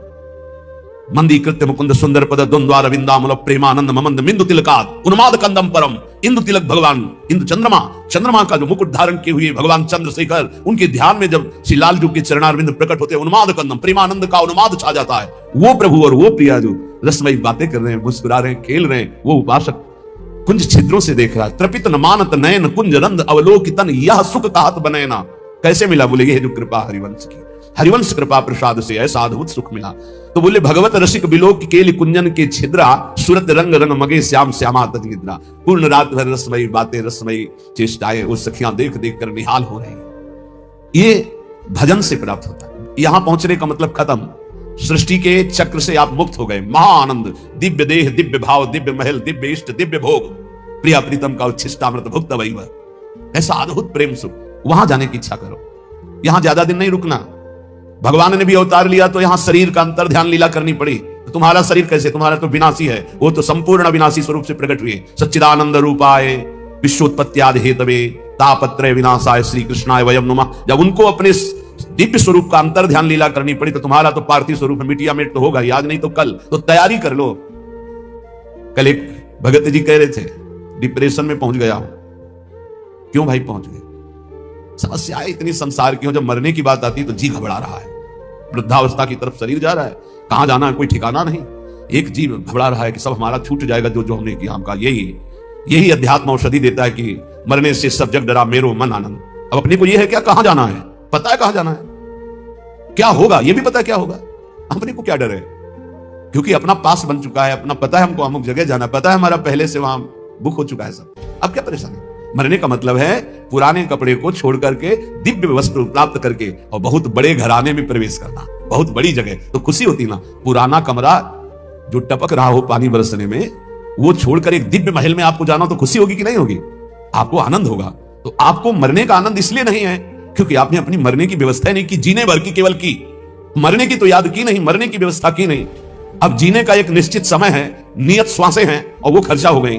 अब घबराहट पैदा हो रही, कहां जाऊंगा, क्या करूंगा। तो उन्होंने कहा आप क्या उपाय? हमका हमारे घर में रह लो, दोस्ती कर लो। तुमने अपना घर तैयार नहीं किया तो मेरे घर में रह लो। बोले हाँ ऐसा तो हो सकता है। उनका राधा राधा जपो, हमारे घर में आ जाओगे। राधा हमारा घर इतना बड़ा है कि ब्रह्मा ने जितनी सृष्टि रची है वो सब सृष्टि हमारे साथ चले तो भी वहां जगह खाली है। इतना बड़ा घर है। कर तुम अकर तुम अन्यथा कर तुम सर्व समर्था सा ईश्वर। ऐसे ईश्वर को भी जो अपने अधीन किए वो वृंदावन धाम है, अपनी शोभा, अपनी संपत्ति, अपने आनंद से। पर ये हमारे घर में उसी का प्रवेश होगा जो केवल हमारे घर के दरवाजे पर है। आन द्वार के मोहि न जानत, ध्यान रखना। ऐसे को ये घर नहीं प्राप्त होता। अगल बगल की आवाजें आएंगी, कितनी देर खड़े हो गए? बोले घंटों खड़े हो गए। 2 मिनट में आओ, इधर माला माल कर देंगे, यहां घंटों खड़े क्या कर रहे हो? अगर कदम बढ़ा दिया तो आधी छोड़ पूरी को धावे, पूरी मिले ना आधी पावे। बहुत सावधानी की जरूरत है। आन द्वार के मोहि न जानत, हमारे घर का परिचय वही जान सकता है जो हमारे दरवाजे पर अनन्य हो गया। दरवाजा किसका है? अलवेली सरकार का। तो दरवाजे का स्वरूप क्या है? राधा राधा राधा। इसीलिए रसना कटो जो अन रटो, मेरी जबान कट जाए जो और कुछ रटे। बस इसी अनन्यता से दिव्य भाव, दिव्य देह, दिव्य पुण्य निकुंजों का अनंत काल तक के वास मिल जाता, अनंत काल तक के लिए। विश्वास करो, ये हम ऐसे कोई हंसी मजाक में नहीं कहते हैं। नहीं नहीं, समुद्र से 10-5 टैंकर निकाल दिया जाए, जल तो कुछ कमी पड़ेगी क्या? और एक टंकी से एक गिलास भी निकालोगे तो उतना अंतर पड़ जाएगा। जिसको अपने तप के द्वारा दूसरे के कल्याण की बात होती है वहां फर्क पड़ेगा, और जहां करुणा समुद्र से वहां कोई फर्क नहीं पड़ता। सच्ची मानिए, हमारी स्वामिनी जी ने जिता दिया। स्वामिनी जी का ऐसा स्वभाव है, हम अंदर की बात में कहते हैं, जैसे अत्यंत लाडला पुत्र हो अपना और खूब वैभव संपत्ति हो तो जिधर अंगुली करे वही खरीद के उसे दे दिया जाएगा। नहीं मम्मी ये बोले कितने का है? बोले इतना दीजिए। और बेटा बोले, ऐसे रसिकों को प्यार करती लाडली जी। बोलो, बोले ये, बोले चलो निकल, और बोले ये, बोले ये सब बल्सी के पास। ऐसा स्वामी, उन्हीं के स्वभाव के, और ये स्वभाव आचार्य से परिचय मिलता है। कह रहे हैं सप्तारणी कृत स्वभाव सुधा रसौगम राधा विधान में दिव्य निधानम अस्ति। उसी बल से तो हम बोलते हैं, हमारा कोई अलग बल थोड़ी है। मेरे बल से वृंदावन रानी, उन्हीं के बल से। कैसा भजन होना चाहिए? हमारे घर का भजन कैसा है जिसको हमारे घर की प्राप्ति होगी? बोले कामी के प्रिय कामिनी, लोभी के प्रिय दाम, ऐसे ही भगवत रसिक के प्रिय श्री श्यामा श्याम। प्रिय श्री श्यामा श्याम, ये भय नैनन के कजरा, केली विलोकत रहे और नहीं आवे नजरा। ओहो, श्यामा श्याम कैसे प्रिय लगे? बोले कामी के प्रिय कामिनी। गोस्वामी तुलसीदास जी ने भी मांगा यही। काम ही नारी प्यारी जिमी, लोभी जिम प्रिय दाम, तिमि रघुनाथ निरंतर प्रिय लागहु मोहि राम। हे राम, मुझे ऐसे प्यारे लगो जैसे कामी पुरुष को कामिनी, लोभी पुरुष को दाम। भगवत ऋषि जी कहते जैसे कामी को कामिनी, लोभी को दाम, ऐसे हमारे को श्री श्यामा श्याम। और श्री श्यामा श्याम ये तो हमारे नेत्रों में काजल के समान विराजमान हो गए। अब मैं इनकी कृपा से इनकी केली को निरंतर देखता रहता हूं। जो श्यामा श्याम का निरंतर भजन करते हैं उनके नेत्रों में जब श्यामा श्याम प्रकाशित होते हैं तो उनकी हालत हो जाती है ऐसी जैसे सावन का अंधा। ते सावन के सूर कहूं बिरले निष्कामी। हरियाली देख के अंधे हुए तो पूरा जीवन हरियाली ही हरियाली रहेगी, क्योंकि उनके नेत्र हरियाली के समय से गायब। तो श्यामा श्याम को देखकर नेत्रों की जगत देखने की जो मायामयी बात थी वो खत्म हो गई। तो जिधर देखते हैं उनको श्यामा श्याम ही दिखाई देता है। अब कुछ और दिखाई दे तो कामना होना, श्यामा श्याम को देखने वाले निष्कामी हो जाते हैं। ते सावन के सूर कहूं बिरले निष्कामी, कहन सुनन के बहुत जगत में भक्त सकामी। कहने सुनने वाले तो बहुत भक्त जगत में मिलेंगे, लेकिन निष्कामी भगवत प्रेमी प्रिया प्रीतम के अनुरागी ये तो बोले बिरले कोई ऐसे होते हैं। तो उन्हीं बिरलों की पंक्ति में बैठने का अपने को सौभाग्य मिल गया है। इसलिए कह रहे हैं जाको तू दूर दूर बेर बेर जावे, सो तो हरि पास सदा पलक जो उघारे। तू आनंद की खोज में भोगों के लिए भाग रहा है देश विदेश, और आनंद समुद्र हरि तेरे अंदर बैठे हुए है। बाहर तू खोज ले, चाहे जहां भाग के जा, कहीं विश्राम नहीं मिलेगा। चाहे जहां भाग के चले जाओ, ये अंदर की बात समझ लीजिए। हम बाहर जो भी कर रहे हैं अंदर जाने के लिए कर रहे हैं, अंदर लौटने के लिए कर रहे हैं, और विश्राम अंदर मिलेगा, साक्षात्कार अंदर होगा, बात अंदर बनेगी, आनंद की तिजोरी अंदर खुलेगी, बाहर नहीं है। बाहर घूम लो, कहीं भी देख लो, बाहर हम जो भी करते हो अंदर जाने के लिए कर रहे हैं, समेटने के लिए कर रहे हैं, अंतर्मुख होने के लिए कर रहे हैं। बैठे ही बैठे तुम्हारे नेत्रों में प्रकाशित हो जाएगा नित्य विहार। सीधा सीधा आपको दिखाई देगा, सीधा नहीं दिखाते उसमें, सीधा प्रसारण लाइव। निकुंज में क्या चल रहा है? सीधा प्रसारण चैनल मिल गया। जे भी श्यामा श्याम श्यामा श्याम श्यामा श्याम श्यामा श्याम। तो गुरुदेव ने देखा तन्मयता, समर्पण, निष्कामता, बदल दिया चैनल। जिस चैनल में माया के दृश्य मैं मेरा तय तेरा, अच्छा बुरा, स्त्री पुरुष, जड़ चैतन्य खत्म। अब कुंज निकुंज और श्यामा श्याम से चरिया अद्भुत सुख, सीधा प्रसारण, नाम रूप लीला धाम का अद्भुत सुख। बोले कुंजन के कोने बैठी श्यामा श्याम गावे, तो नैनन के झरोखे में करत है बिहारे। देखो देखो कैसे बिहार कर रहे हैं। निरखत नित्य बिहार पुलकित तन रोमावली, आनंद नयन सुधार, यह जो कृपा हरिवंश की।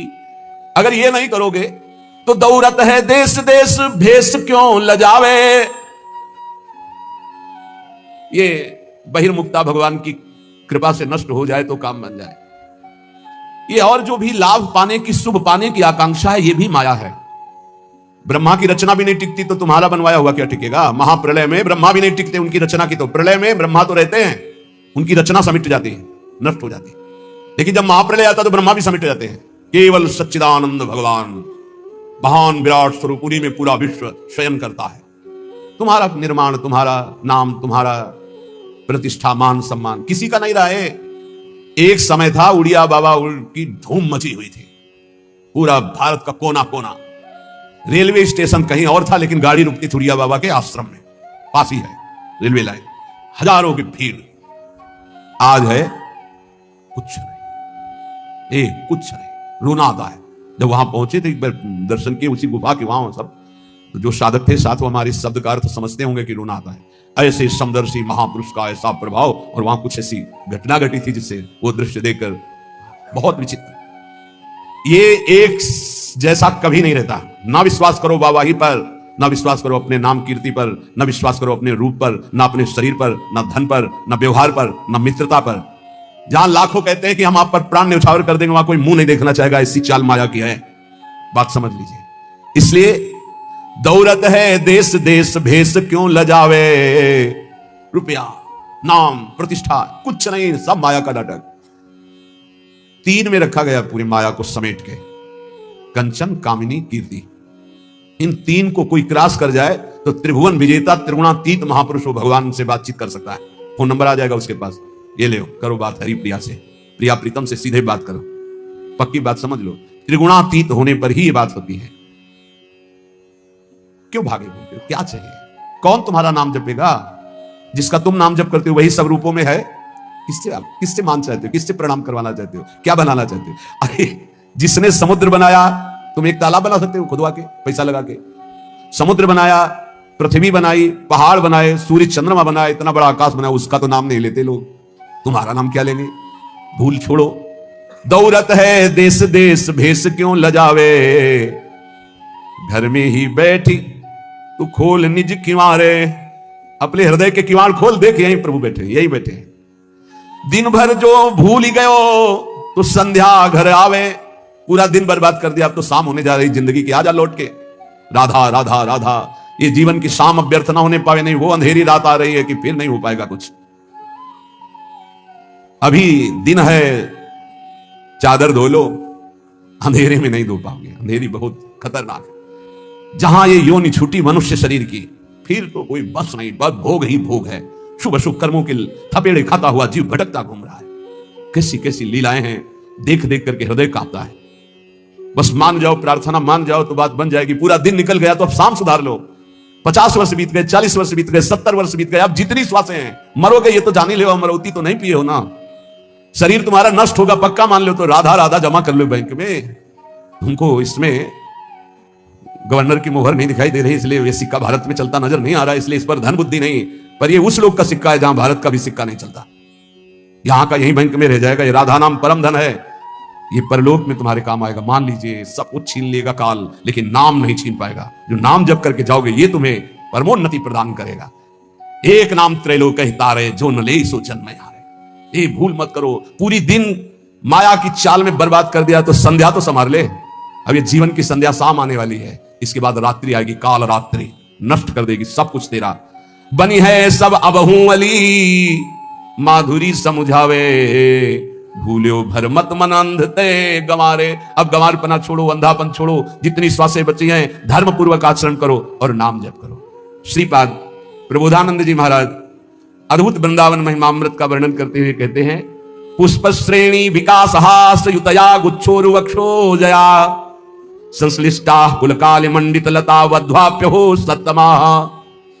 ऐसी खिली हुई लताएं सुशोभित हो रही मानो कोई नववधू का श्रृंगार किया गया हो।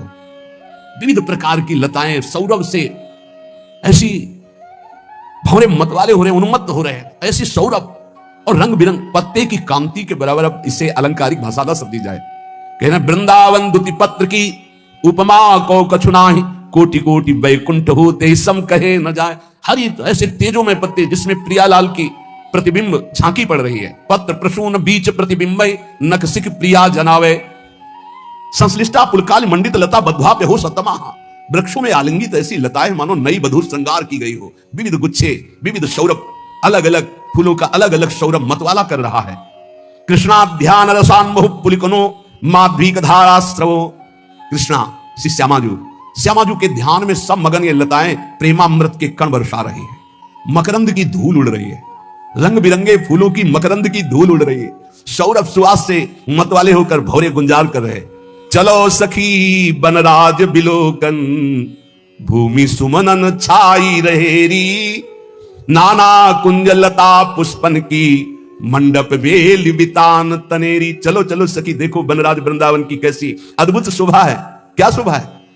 लताएं ही कुंज महल की रचना की हुई है। वृक्षों को आलिंगित करके वही कंगूरे, वही छत, वही छज्जा, वही ऐसे सुंदर स्वयं लताएं लिपटी हुई लता भवन कुंज महल की रचना की हुई। जगह जगह वितान तने स्वयं लताओं ने और रंग बिरंगे पुष्पों से। जित देखे तित फूल बाटिका, अरुण असित सित रंगन केरी। पीत गुलाबी कुसुम कलिन के, नाना चौपर चौक बनेरी। देखो सखी, कहीं लाल, कहीं श्वेत, कहीं अरुण, कहीं स्वर्णिम, कहीं नील, ऐसे पुष्प खिले हुए हैं। पीत गुलाबी कुसुम कलिन के, नाना चौपर चौक घनेरी।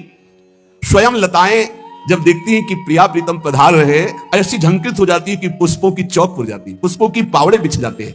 जूही चमेली विविध भांति के, रंग गुलाब सुगंध सनेरी। मालती माधुरी राय बेल मिली, चंपा के बिच महक घनेरी। विविध भांति फूलन के बंगला, ये बनाए नहीं गए, ये लताएं अपने आप फूल करके बंगला का निर्माण किए। विविध भांति फूलन के बंगला, मानो दंपति देखी हंसेरी। प्रिया प्रीतम देख के हंसते हैं कि लताएं कितनी चतुर हैं। स्वयं ऐसे निर्माण जैसे किसी चित्रकारी की गई हुई हो, ऐसे पुष्प जगह जगह पर स्वयं खिले हुए हैं। जैसे कोई बहुत बड़ा बनाने वाला ऐसे सुंदर ढंग से भवन का निर्माण करता, ऐसे लताएं। चतुरासी जी में भी जैसे इसके चलो सखी बनराज बिलोकन, तो वहां के देखत नौ निकुंज सुनि सजनी, लागत है अति चारु। माधविका केत की लता ले, रचिव मदन आगारु। मानो स्वयं काम ने अपने हाथ से ऐसा निर्माण किया हो लता भवन का। तो विविध भांति फूलन के बंगला, ये देख करके प्रिया प्रीतम हंस देते हैं कि हमारे वृंदावन की लताएं कितनी प्रवीण है। स्वयं महल का निर्माण कर लिए, लता भवन का निर्माण। केत की और केवरा केसर, मदनवान मोगरा निवेरी। कितने प्रकार के पुष्प है देखो। बोले पीत गुलाबी जूही चमेली, रंग गुलाब सुगंध सनेरी। मालती माधुरी राय बेल मिली, चंपा के बीच महक घनेरी। केती की और केवरा केसर, मदनवान मोगरा निवेरी। सोन जूही सेवती सुगंधा, नाग बेली सूरज मुखहेरी। हार श्रृंगार मोतिया बेला, पीत मल्लिका छवि बहुतेरी। कुंदी कुंद कदम्ब मौल श्री, तुलसी चंदन गुलदा बेरी। पियवासा गुलडोडी, प्यारी यदि पुष्प बहुभांति लगेरी। श्री बन बाग पिया प्यारी को, नाना रंगन कुसुम छपेरी। भांति भांति के पुष्प मनोहर, लघु सुगंध को बहुतेरी। गुल्म औषधि भांति भांति की, पत्रन में अनुराग भरेरी। पारिजात द्रुम भांति भांति के, नाना रंगन फूल फलेरी। विमल वृक्ष तरुवन की शोभा, निरखत नयनन प्रेम जगेरी। इंद्र नील मणि अरु पीत मणिन के, शाखा पत्र फूल झलकेरी। जगमगात रसमय प्रकाश बन, निरखत छवि शशि भानु लजेरी। ये अद्भुत रचना बनपति की लखी, ही में भाव चाव उर्झेरी। शीतल सुभग नीर यमुना को, पोषत बन चहु और फिरेरी। ऐसी सुंदर वृंदावन की कुंज निकुंजें चारों ओर श्री यमुना रस रानी प्रवाहित हो रही है। तो श्रीपाद कह रहे हैं कि पुष्पत पुष्प फलादि संपद अखिलाश्चर्य महामाधुरी। श्री प्रिया प्रीतम गलवैया देवी अपने वृंदावन की ऐसी महामाधुरी का दर्शन करते हुए विहरण कर रही है। ये संपत्ति सबके लिए अगम्य है। जिस पर प्रियाजू की कृपा है वही वृंदावन आता है, वही वृंदावन की उपासना पाता है, वही इस दिव्य वृंदावन धाम का अनंत काल तक सानिध्य प्राप्त करता है। इसलिए श्री प्यारी जू की हम पर कृपा हो गई है। अब हम अपने जीवन को प्यारी जू की कृपा से कभी विमुख न जाने दें। तो क्या प्यारी जू की कृपा के बाद भी विमुखता हो सकती है क्या? बोले हाँ, यदि मनमानी थोड़ा भी आचरण करोगे तो ऐसा हो सकता है। क्योंकि प्यारी जू की कृपा से जो हमारा विषयों के प्रति जन्म जन्मांतर से आकर्षण था, उससे हटना हुआ। प्यारी जू की कृपा का स्वरूप हुआ कि प्यारी जू ही गुरुदेव के रूप में हमें मिली। प्यारी जू ही हमें रसिक महापुरुष का रूप धारण करके मिली। उनके उपदेश से, उनके ही रंग से हमारे हृदय का विषय रंग कम हुआ, क्षीण हुआ, नष्ट हुआ। जो रस नेति नेति निगमन कियो रहो अपरिमित सोई, वही हमको रस गुरुदेव ने दिया कृपा करके। जिति प्रीति गुरु में भई तिति प्रीति हरिजान, जिति प्रीति गुरु में नहीं तिति न हरि में मान। जैसे हमारी प्रीति गुरुदेव में है उतनी ही लाडली जू में होगी, जितनी लाडली जू में उतनी ही गुरुदेव में हो, तो आपका सही उपासना पद्धति चल रही है। अगर गुरुदेव में प्रीति कम है तो आप समझ लाडली में प्रीति हो ही नहीं सकती आपकी। जिति प्रीति गुरु में नहीं तिति न हरि में मान, तन मन प्राणन एकता गुरु सो की जय प्रीति, एक अंग जो घट भई तो लहे न वो रस रीति। तन मन प्राण सब गुरुदेव को, गुरुदेव की आज्ञा पर समर्पित। इनमें से एक भी कम हो गया तो रस रीति में फर्क पड़ जाएगा। तनवांग मनोभीर अमलई सोहम तवई वापसिता। क्यों? क्योंकि गुरु निदई जो वस्तु है जुगल प्रेम को बोल, तीन लोक की को गने तन मन प्राण अमोल। जो गुरुदेव ने वस्तु दी तो उसका मोल तीनों लोक नहीं हो सकते। फिर मेरे तन मन प्राण इनकी क्या बात है, इनको समर्पित करने की क्या बात है। ओस के पानी प्यास न भाजे, जब लग हरि सागर नहीं राजे। जो गुरु की अवहेलना करके संसार के भोगों को भोगने में, मनमानी आचरणों में सुख मान रहे हैं, तो ये ओस के चाटने से प्यास नहीं बुझती। जब तक आनंद समुद्र हरि का तुम्हें अनुभव नहीं होगा तब तक तुम्हारा भटकना नहीं मिटेगा। गुरु ने वही चरणारविंद की प्राप्ति के लिए उपासना दी है। नाना जोनि विषय रस भर में, फिर बंध्यो जाए दुख कर में। अब की बार हरि गुरु समझावे, पैया के मन में नेकु न आवे। बार बार उन्हीं भोगों को भोगा, दुर्गति प्राप्त की। अब की गुरुदेव समझा रहे हैं, मंत्र जप ले, नाम जप कर ले, जीवन का सार है भगवत प्राप्ति। पर विष को कीड़ा विषय रुचय, हरि रस अमृत नेकु न रुचय। ये विषयी जीव नहीं मानता, इसे हरि रसामृत अच्छा नहीं लगता। जैसे नाली के कीड़े को दूध में डालो तो समझता है मर जाएंगे, अमृत में डालो तो समझता है मर जाएंगे, ऐसे ही हम विषयी जीव। गुरुदेव कहते हैं प्रेमामृत सिंधु श्यामा श्याम के नाम रूप का उगाहन कर, तो हम उनकी अवहेलना करके विषय भोगों में जा रहे हैं। बहुतक जन्म विषय रस बीते, हरि रस स्वाद नेकु नहीं पीते। बहुत जन्म बीत गए लेकिन विश्राम नहीं मिला, क्योंकि आप सच्ची मानिए हमारा मन भोग नहीं चाहता, हमारा मन आनंद चाहता, सुख और ढेर सारा आनंद, ढेर सारा प्रेम। और वो यहां कहीं है नहीं। दुखालय में, मिठाई की दुकान में जाओ और बोले एक सिरप दे दो, 5 टेबलेट दे दो, और ये बोलेगा कहां खड़े हो, पढ़े लिखे हो? बोले हाँ जी पढ़े लिखे हैं। कहां खड़े हो? अच्छा ये तो औषधालय में मुझे जाना था, मैं तो मिष्ठान भंडार में मांग रहा हूं। अच्छा गलती हो गई, हमारा ध्यान कहीं और था। कुछ ऐसे ही हमसे गलती हो रही। भगवान ने इस मृत्यु लोक में बोर्ड लगा रखा है, दुखालयम अशाश्वतम। ये दुखालय है और यही सब लाइन लगा के खरीदे, इधर सुखालय है, नाम रूप लीला धाम। कोई बिरला पढ़ा लिखा इधर देख पाता है कि सुखालय, नहीं तो बस दुखालय में खड़े खरीद रहे हैं, सुख मिल रहा है, दुख परिणाम देख लो। तब लगी कुशलन जीव कहूं सपने हूं मन विश्राम, जब लगी भजत न राम कहूं शोक धाम तज काम। तो गुरु के बचन शीस धरि ले, भवसागर तरी हैं सोते ही। ये गुरुदेव के वचन अपने सर पर धारण कर ले। सर पे धारण करने का मतलब है लिख के ऊपर पोथी धारण करना नहीं, दिमाग में बैठा लेना। मेरे गुरु ने क्या आज्ञा करी। अब की दाव भलो बन आयो, गुरु की आज्ञा ही समायो। बढ़िया दाव बन गया है, भवसागर से मुक्त होने का समर्थ गुरुदेव मिल गए, बस उनकी बात मान जाओ। दीन दयाल संग नित राखें, जुगल सरकार मृदु हंसी हंसी भाख हैं। किनके? जो गुरुदेव के वचन अपने शीश पे रखते हैं, तो दीन दयाल प्रभु उसको अपने संग कर लेते हैं और हंसकर युगल सरकार उससे बात करते हैं गुरु के नाते से। यह रस पियो समुझ जी जानी, आवागमन भीर ब्रह्म भानी। तो बोले स्वर्ग नरक की छोड़ो आस, विषया रस सो हो निराश। रसिकन कियो यह निर्धार, ये वेद पुराणन को सब सार। स्वर्ग नरक की आस छोड़ो, ये विषयों का रस तो बहुत ही दुखदाई है। अभी आपको समझ में नहीं आ रहा। वेद पुराण भी जिसे नेति नेति कह के वर्णन करते हैं, वही रस सिंधु प्रियालाल हमारे स्वामी रात दिन श्यामा श्याम श्यामा श्याम। जो साचो गुरु सो रहे, राखे कछु न दुराव। ताको श्री हरि मिलत है, रसिक शिरोमणि राव। जो गुरु से कभी कपट नहीं रखता, गुरु से हृदय खोल करके संपूर्ण समर्पण का भाव, तो बोले रसिक शिरोमणि रस श्रीताज बाक्य बिहारी लाल जी, प्रिया प्रीतम जो, फिर उसके सामने कोई पर्दा नहीं रखते। ताको हरि मिलत है, रसिक शिरोमणि राव। जितनो गुरु सो अंतरो, तितनो हरि सो होए। वेद पुराण संत जन ये भाख है सबको। गुरु से जितना अंतर बना के रखोगे उतना ही प्रभु से अंतर बना रहेगा। वेद पुराण और संत जन इन सब से मिली हुई ये बात हम कह रहे हैं।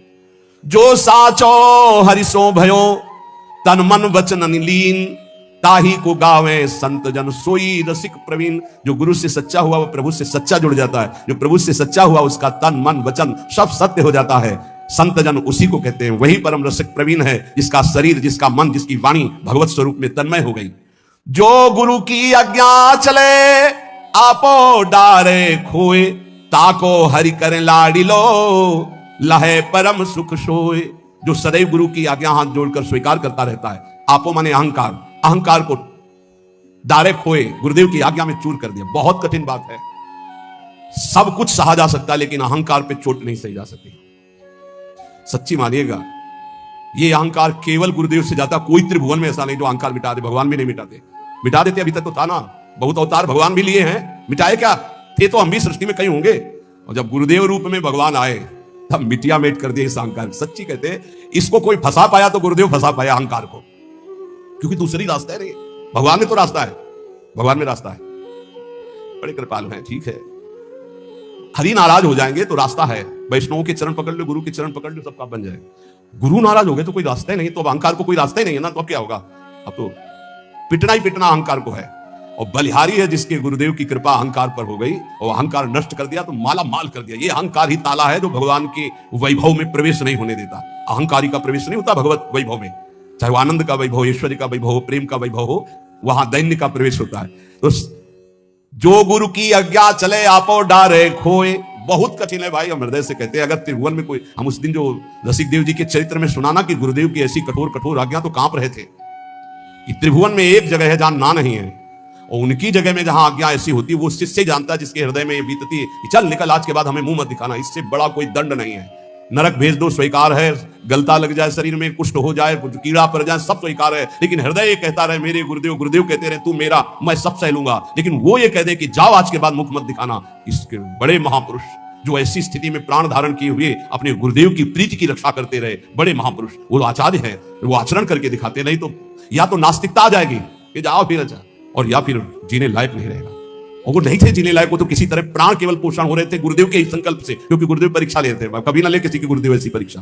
प्रार्थना करते प्रियालाल से कि आप संभाले लेना अपने गुरुदेव स्वरूपों को, कि कभी ऐसी परीक्षा न ले प्रभु, नहीं तो या तो नास्तिकता आ जाएगी और या फिर दुर्दशा हो जाएगी। आप सच्ची मानिएगा, जब गुरुदेव में आसक्ति हो जाती है तो उनका ना देखना ही बहुत भारी दंड लगता है। जिस दिन देख के मुस्कुरा दिए तो ऐसा लगा कि ब्रह्मा का पद भी बहुत छोटा है इस मुस्कुराहट के आगे। तो ये सच्ची है। गुरु जैसा सब वही तत्व बने हुए हैं, पर गुरु तत्व जैसा सच्ची तुमसे कहते पक्का। जो गुरु की आज्ञा चले आपो डारे खोए ताको हरि करे लाड़ी लोय लहे परम सुख सोए। तनु की मन की वचन की ये गुरु जी करते, इसलिए मोरे मन प्रवस विश्वासा राम ते अधिक राम करदा। हमारे गुरु से ही हमारी लाडली है और लाडली से ही हमारे गुरुदेव भगवान हमें मिले हैं। बिना गुरुदेव की लाडली तक हम नहीं पहुंच सकते। अब चाहे वो गाली दे, चाहे हमारे जो है सो वही है।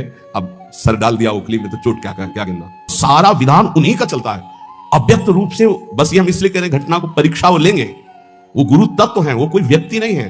वो अगर आप अपने गुरु को तत्व रूप में देखोगे तो एक जगह वो तुम्हें अगर दुलार करते पाए जाएंगे तो वही दूसरे रूप में तुम्हें वहां परीक्षा के लिए प्रश्न खड़ा कर देंगे। एक जगह शासन देंगे तो दूसरी जगह तुम्हें भड़काने की बात करेंगे, वही करेंगे, तुम्हें उत्तर सही देना है।